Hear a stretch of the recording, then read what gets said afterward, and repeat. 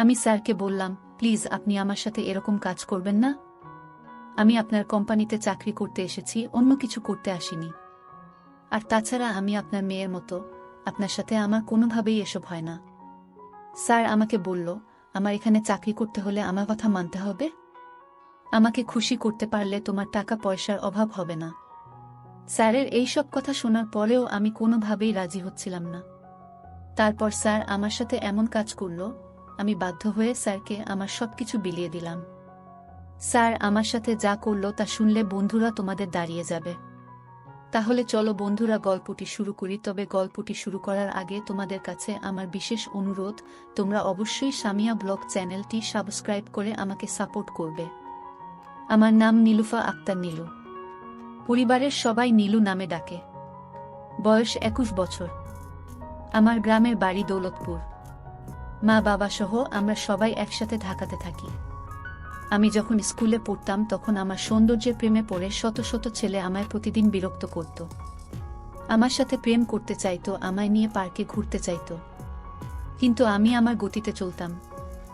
আমি এসবে কান দিতাম না, কারণ আমার বাবা একজন গরিব মানুষ। ঢাকায় আমরা যে বাসায় থাকি সেই বাসার নিচে আমার বাবা একটি মুদি দোকানের ব্যবসা করে। আমরা 3 বোন 2 ভাই। বুঝতেই পারছেন আমাদের বড় পরিবার। 2 ভাই ছোট ছোট এবং 2 বোন আমার ছোট। একজন পড়ে ক্লাস 7-এ আর একজন পড়ে ক্লাস 9-এ। ভাই বোনের মধ্যে আমি সবার বড়। বাবার আমাদের এত বড় পরিবার চালাতে অনেক হয়। তাই আমি ভাবলাম, আমি যেহেতু SHC পাশ করেছি, তাহলে পার্ট টাইম একটি চাকরি করতে পারলে বাবাকে হয়তো কিছুটা সাপোর্ট করতে পারব। চাকরির কথা ভাবছি আর একটি জাতীয় পত্রিকা পড়ছি। হঠাৎ পত্রিকায় একটি বিজ্ঞাপন আমার চোখে পড়ল, আর তাতে বড় বড় অক্ষরে লেখা রিসেপশনিস্ট আবশ্যক। বিজ্ঞাপনে লেখা ছিল একটি সুপ্রতিষ্ঠিত কোম্পানির জন্য একজন সুন্দরী, স্মার্ট, পরিশ্রমী, লাবণ্যময়ী, সুদর্শনা এবং আকর্ষণীয় বাচনভঙ্গি একজন মেয়ের রিসেপশনিস্ট প্রয়োজন। যোগ্যতা HSC পাস আর উচ্চতা 5 ফুট 4 ইঞ্চি হতে হবে। আর নিচে একটি মোবাইল নম্বর দেওয়া আছে। সেখানে একটি ঠিকানা দেওয়া আছে, আর তাতে লেখা আছে, যারা চাকরি করতে আগ্রহী শুধু তারাই 20 তারিখ সকাল 10টার সময় ইন্টারভিউ দিতে আসার জন্য অনুরোধ করা হলো। ইন্টারভিউয়ের সময় সকল প্রকার সনদের মূল কপি এবং ভোটার আইডি কার্ড নিয়ে আসবেন।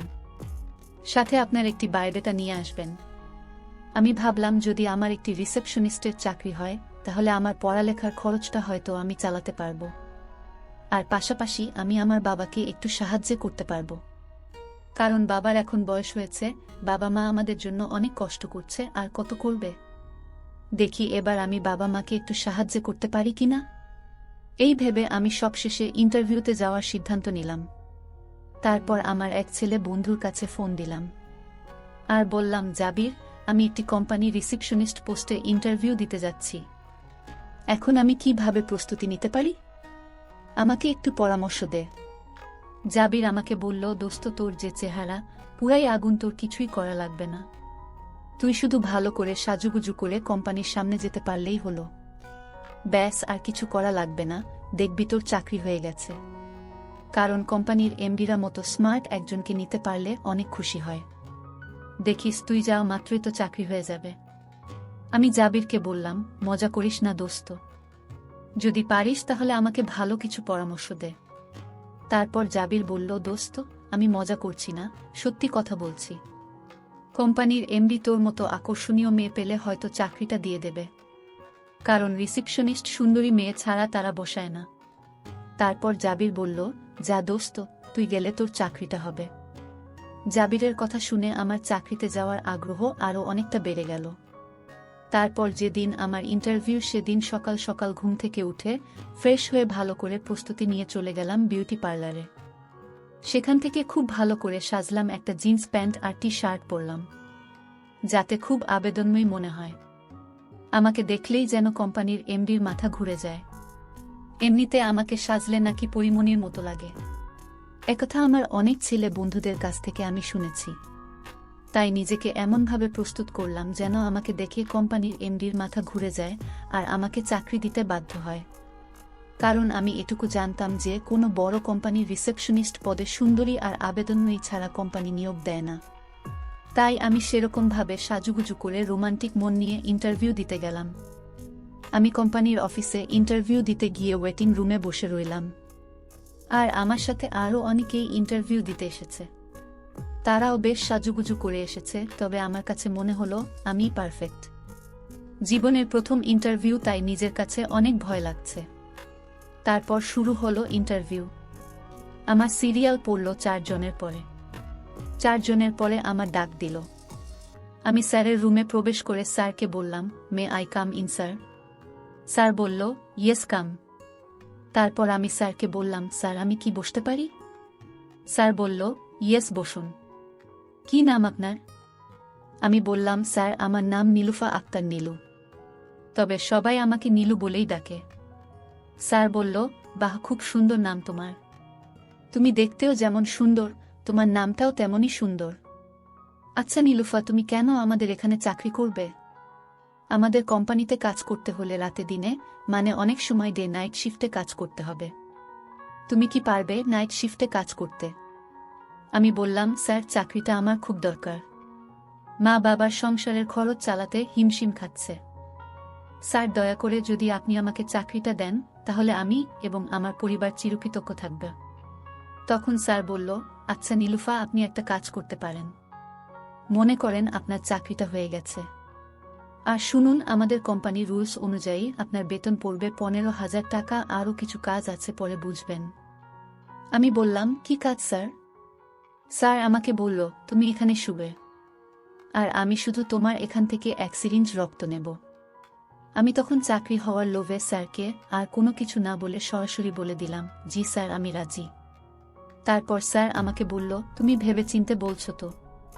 আমি বললাম, হ্যাঁ স্যার, আমি ভেবেচিন্তে বলছি। তারপর স্যার আমাকে বলল, নীলুফা, রক্তটা যে তোমার বিশেষ জায়গা থেকে নিতে হবে, হয় উপর থেকে, না হয় নিচ থেকে। আমি বললাম, স্যার এটা কিভাবে সম্ভব? স্যার বলল, নীলুফা, একটু স্যাক্রিফাইস করো। স্যারের এই বিনয় মাখা কথায় আমি না করতে পারলাম না। আমি বললাম, স্যার ঠিক আছে, তাহলে উপর থেকে নেন। তারপর স্যার আমার এখান থেকে রক্ত নিলেন। রক্ত নেওয়ার সময় স্যার আমার সাথে খুব বাজে আচরণ করছিল, আর তাতে আমি ভয় পেয়ে গিয়েছিলাম। রক্ত নেওয়া শেষ হলে স্যার আমাকে বলল, নীলুফা, আপনি কাল থেকে আমাদের কোম্পানিতে জয়েন করতে পারেন। এই নিন আপনার অ্যাপয়েন্টমেন্ট লেটার। আমি অ্যাপয়েন্টমেন্ট লেটার নিয়ে বাসায় চলে আসলাম। আমার চাকরির কথা শুনে মা বাবা এবং ভাই বোন সবাই খুশি হয়েছে। তারপর থেকে আমি নিয়মিত অফিসে চাকরি করছি। আমি চাকরি করা প্রায় 1 মাস হয়ে গেল। তারপর হঠাৎ এমডি স্যার আমাকে তার চেম্বারে ডাকল। আমি স্যারের রুমে গেলাম। তখন স্যার আমাকে বলল, নীলুফা, আগামী শনিবার আমাদের কোম্পানির বর্ষপূর্তি, যার ফলে আমরা আমাদের কোম্পানির একটি অনুষ্ঠানের আয়োজন করেছি। আর এখানে দেশি বিদেশি অনেক গেস্ট থাকবে, আর সেখানে উপস্থাপনের পারফরম্যান্সটা তোমাকেই করতে হবে। আমি বললাম, জি স্যার। তারপর শনিবার এলো। আমাদের কোম্পানির বর্ষপূর্তি অনুষ্ঠানে যাব। আর স্যার আমাকে বলেছিল খুব ভালো করে সাজুগুজু করে যেতে, কারণ এখানে দেশি বিদেশি অনেক গেস্ট আসবে। আমি খুব ইচ্ছা মতো সাজলাম। সেদিন নীল রঙের একটি শাড়ি পরে অনুষ্ঠানে গিয়েছিলাম। আমার মনে হয়েছিল সেদিন আমাকে খুব আবেদনময়ী লাগছিল। অনুষ্ঠানে আমি গিয়ে উপস্থাপনার কাজ করতে থাকলাম। আর এমডি স্যার সহ বিদেশি অনেক গেস্ট এই অনুষ্ঠানে ছিল। স্যার বিদেশি অনেক বায়ারকে আমাদের কোম্পানিতে অনুষ্ঠান উপলক্ষে দাওয়াত দিয়েছিলেন।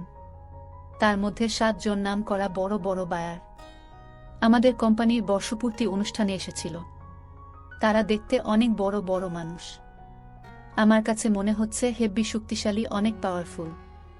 তারা যখন চেয়ারে বসে, তখন তাদের বিশ্বাসটা খুব ভালো করে বোঝা যায় যে তারা কত পাওয়ারফুল। অনুষ্ঠান চলাকালে আমি দেখলাম বিদেশি একজন বায়ার আমার দিকে খুব বাজেভাবে চেয়ে রইল, আর সালের কানে কানে ফিসফিস করে কি যেন বলল। আমি তখন আমার উপস্থাপনার কাজ করতেছিলাম। অনুষ্ঠান শেষে এবার সাংস্কৃতিক অনুষ্ঠানের পালা। এমনি স্যার আমাকে বলল, নীলুফা, এবার আমাদের কোম্পানির সকলের একটি অনুরোধ, তোমার একটি গানের সাথে নৃত্য করতে হবে। আমি বললাম, স্যার তেমন বেশি পাই না। তারপরেও স্যারের অনেক জোরাজুরিতে আমি নৃত্য করতে রাজি হলাম।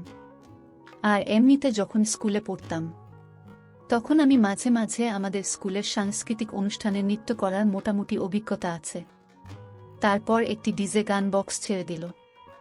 আমি গানের তালে তালে বিভিন্ন অঙ্গভঙ্গিতে নাচতে শুরু করলাম। আমার নাচ দেখে বিদেশিরা লোলুপ দৃষ্টিতে চেয়ে রইল।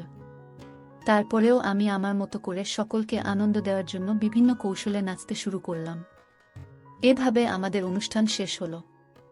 অনুষ্ঠান শেষে এমডি স্যার আমাকে বলল, মিস নীলুফা, আজকে তোমার পারফরম্যান্স অনেক চমৎকার হয়েছে। তোমার নাচে বিদেশিরা অনেক খুশি হয়েছে। তবে তোমার সাথে আমার অনেক কথা আছে। তুমি ফ্রেশ হয়ে চেম্বারে আসো। একটু তাড়াতাড়ি চলে এসো, ঠিক আছে? আমি বললাম, জি স্যার। তারপর কিছুক্ষণ পর আমি এমনি স্যারের চেম্বারে গেলাম। স্যার আমাকে বলল, নীলুফা, তোমার সাথে আমার অনেক কথা আছে, কিন্তু কথাগুলো যে আমি কি করে বলি বুঝতে পারতেছি না। আবার তুমি যদি আমাকে ভুল বোঝ। আমি বললাম, স্যার আপনার যে কোনো কথা আমাকে নির্দ্বিধায় বলেন, আমি কিছু মনে করব না। স্যার বলল, নীলুফা, তুমি তো জানো আমার কোম্পানির প্রায় 80% অর্ডার আসে বিদেশ থেকে, তাও আবার যারা আমার অতিথি প্রতি বছর তারাই আমার 50% অর্ডার দেয়। কিন্তু তাদের খাবার দাবার বাসস্থান আমি কোনো কিছুর কমতি দেই নাই। কিন্তু তারা এইবার আমার কাছে এমন একটি জিনিস দাবি করে বসেছে। এখন যে আমি কি করি নীলুফা, আমার মাথায় আসছে না। আমি বললাম, স্যার তারা আপনার কাছে কি চায়? তারপর স্যার আমাকে বলল, নীলুফা, তারা চায় তুমি তাদেরকে একটু খুশি করো। আমি বললাম, স্যার এসব আপনি কি বলছেন? এটা কিভাবে সম্ভব? আর তাছাড়া তাদের সাথে আমার যায় না। স্যার দয়া করে আপনি আমার এত বড় ক্ষতি করবেন না। আমি কোনো দিন কারো সাথে এমন কাজ করি নাই। স্যার আমাকে ক্ষমা করবেন। তখন স্যার বলল, দেখো নীলুফা, আমি কিন্তু ইচ্ছে করে তোমাকে এই প্রস্তাব দেইনি। আমার কোম্পানির 50% অর্ডার তোমার উপর নির্ভর করছে। আর তাদের দেশে তো এইসব ওপেন, যার কারণে তারা তোমাকে দেখে চেয়ে বসেছে। এখন তুমি তাদের প্রস্তাবে যদি রাজি না হও, তাহলে তারা আমার সকল অর্ডার বাতিল করে দেবে। আমার কোম্পানির বিরাট লস হয়ে যাবে। নীলুফা, আমি তোমার কাছে হাত জোড় করে বলছি, তুমি দয়া করে আমার কোম্পানি রক্ষা করো। বিনিময়ে তুমি যা চাও আমি তাই দিব। স্যার বলল, দেখো নীলুফা, এমন সুযোগ জীবনে হয়তো তুমি আর পাবে না। নীলুফা, তুমি 7 দিন 7 জনকে সময় দেবে। আমি তোমাকে এর বিনিময়ে 7 লক্ষ টাকা দিব। আমি বললাম, স্যার 7 লক্ষ? স্যারের মুখে 7 লক্ষ টাকার কথা শুনে আমি কি করব বুঝতে পারছি না। একদিকে 15,000 টাকা প্লাস চাকরি, আর একদিকে বাবার অভাব অনটনের সংসার, আর অপরদিকে জীবনের শ্রেষ্ঠ সম্পদ যত। কি করে বুঝতে পারছি না। আমি স্যারকে বললাম, স্যার আমাকে 1 ঘন্টা সময় দিন। আমি একটু ভাবি, আর ভাবতে ভাবতে এমনিতেই মায়ের ফোন এলো। মা বলল, নীলুফা, তো বাবার শরীর খুব খারাপ। আমরা তো বাবাকে হাসপাতালে নিয়ে এসেছি। এখন ডাক্তার বলেছে অপারেশন লাগবে, আর অপারেশনের খরচ হবে 5 লাখ টাকা। নীলুফা মা, এখন আমরা কি করি? তুই তাড়াতাড়ি একটু হাসপাতালে আয়। মায়ের ফোন পেয়ে মনটা ভেঙে গেল। আমি খুব দ্রুত এবং বিস্তারে এখানে গেলাম। আমি স্যারকে বললাম, স্যার আমি আপনার প্রস্তাবে রাজি। এখন আপনি দয়া করে আমাকে 5 লক্ষ টাকা দিন, বাকিটা পরে নেব। এমনি স্যার বলল, কি বলো নীলুফা, তুমি এখন এত টাকা দিয়ে কি করবে? আমি বললাম, স্যার আমার বাবা হাসপাতালে ভর্তি, অপারেশনের জন্য টাকা লাগবে। তারপর স্যার আমাকে বলল, কি বলো নীলুফা, তোমার বাবা হাসপাতালে ভর্তি? চলো তোমার বাবাকে আমিও দেখতে যাব, আর তোমার বাবার অপারেশনের টাকা আমি পেড করে দিচ্ছি। হাসপাতাল থেকে আসার পর স্যার আমাকে বলল, নীলুফা, তোমার জন্য আজকে আমাদের একজন সম্মানিত সুইজারল্যান্ডের গেস্ট অপেক্ষা করছে। আমি জানি এখন তোমার মন খারাপ, তারপরেও তাদেরকে খুশি করা তোমার উপর বাধ্যতামূলক। প্লিজ নীলুফা, একটু কনসিডার করো। তারপর স্যার আমাকে একটি রুমে নিয়ে গেলেন, যেখানে মিস্টার এলডেন্ট আমার জন্য অপেক্ষা করছে। আমি গিয়ে দেখি মিস্টার এলডেন্ট সেখানে বসে বসে আমার জন্য অপেক্ষা করছে, আর বিদেশি পানি পান করছে। আমাকে দেখে মিস্টার এলডেন্ট খুব খুশি হলো। তারপর মিস্টার এলডেন্ট কি যেন বিদেশি পাওয়ারফুল শারাব আমাকে পান করালো। আমি তা খেলাম। অনেক টেস্ট খাওয়ার পর দেখি আমার খুব এনার্জি মনে হচ্ছে এরকম 10 এলডেন্টকে আমি কন্ট্রোল করতে পারবো। তারপর শেরমান শুরু করল। সে এতটাই রোম্যান্টিক যে এতদিন শুধু বিদেশিদের কথা শুনতাম, আজ নিজে উপভোগ করার সুযোগ পেলাম তাদের সাথে রোমান্স করে আনন্দ করে ফুর্তি করার। তারপর আমরা প্রায় অনেকক্ষণ আনন্দ ফুর্তি নাচ গান করলাম। এতদিন শুধু মানুষের নিকট শুনতাম যে বিদেশিরা আনন্দ ফুর্তিতে খুবই এক্সপার্ট, আর আজকে তা বাস্তবে বুঝলাম। তাদের সাথে আনন্দ ফুর্তি করে এতটুকুই বুঝলাম যে তারা যখন আক্রমণ করে তখন খুবই ভয়ানক হয়ে যায়, যা খুব কম সংখ্যক মানুষই সহ্য করতে পারে। এইভাবে 7টি দিন 7 জনের সাথে পার হলো। 7টি দিনেই ছিল আমার কাছে স্মরণীয়। যদিও আমার প্রথম খুব খারাপ লাগছিল, কিন্তু কিছুক্ষণ পরেই আমি শান্তি পেয়েছিলাম। আসলে সত্যি কথা বলতে তারা অনেক পারে, তারা অনেক পাওয়ারফুল বটে। আমি তাদের সাথে রোমান শেষ করে এমডি স্যারকে ফোন দিলাম। স্যার এসে আমাকে এখান থেকে নিয়ে গেল। তারপর কাজ শেষে এমডি স্যার আমাকে বলল, কি নীলুফা, তুমি আমার কোম্পানিকে বাঁচিয়েছ। তোমার জন্য আর একটি গিফট আমার পক্ষ থেকে। তুমি এবার চোখ বন্ধ করো। একটু পর স্যার আমাকে বলল, এবার চোখ খোলো। আমি চোখ খুলে দেখি স্যার আমার জন্য ডায়মন্ডের একটি রিং উপহার হিসেবে দিল, আর বলল, কন্ট্রাক্টের বাকি টাকা আমি তোমার অ্যাকাউন্টে ট্রান্সফার করে দিয়েছি। তারপর থেকে আমি এইভাবে স্যার আমাকে দিয়ে প্রতিনিয়তই কাজ করাতো। আমি আস্তে আস্তে তাদের বাধ্য হয়ে গেলাম। এইভাবে সকলের চোখ ফাঁকি দিয়ে চলতে লাগলো আমার কাজ। তারপর কিছুদিন পর বাবা মা আমাকে একটি ছেলের সাথে আমায় দিয়ে দিল। ছেলেটি খুবই দুর্বল। আমি তার কাছ থেকে কোনো কিছুই পাই না। আমার যা প্রয়োজন সে আমাকে তা কিছুই দিতে পারে না, কারণ আমার তো বেশি পেয়ে অভ্যাস। ভাবলাম তার সাথে মনে হয় আমার শান্তি হবে না, তাই আমি তাকে ডিভোর্স দিয়ে চলে আসলাম। ডিভোর্স দিয়ে চলে এসে আমি আবার আমার এমডি স্যারকে ফোন দিলাম। স্যার, আমি আবার আপনাদের সাথে কাজ করতে চাই। আমার অনেক প্রয়োজন, যা আপনারা ছাড়া কেউ এর চাহিদা পূরণ করতে পারবে না। তারপর আমার স্যার বলল, নীলুফা, তোমার জন্য এই কোম্পানির দরজা সারা জীবন খোলা। চলে এসো। তবে নীলুফা, তোমাকে আজকে আমি একটা সত্য কথা বলি। তুমি কি জানো প্রথম দিন তোমার বিশেষ জায়গা থেকে কেন আমি রক্ত নিয়েছিলাম? আমি বললাম, না স্যার। কারণ তুমি ছিলে আমার এই পথের প্রথম দিনের টার্গেট, আর বিদেশিরা আমাকে বলেছিল যাদের দ্বারা এই কাজ করাব তাদের রক্ত পরীক্ষা করে রাখতে। কারণ তারা খুবই সচেতন, যাদের রক্ত একদম পরিষ্কার তাদের সাথে তারা আনন্দ করে। তারা খুবই স্বাস্থ্য সচেতন। নীলুফা, এই জন্য তোমার রক্তটা আগে পরীক্ষা করেছিলাম। তারপর তোমাকে এক নাটকীয় কায়দায় তোমার অনেক মূল্যবান করে দিলাম। তুমি এখন আমার 1000 কোটি টাকার সম্পদ। আমরা আমাদের কাজ চালিয়ে যাই। তারপর থেকেই আমি এখনো দেশের প্রতীক। প্রতিদিন শত শত মানুষকে আনন্দ দেওয়াই আমার মূল কাজ। জানি না এই পথের শেষ কোথায় আর কোথায় গিয়ে দাঁড়ায় এই জীবনের গতিধারা। বন্ধুরা, তোমাদের নিকট আমার একটি ছোট্ট প্রশ্ন। এই গল্প থেকে তোমরা কি শিখতে পারলে? দয়া করে কমেন্ট করে জানাবে।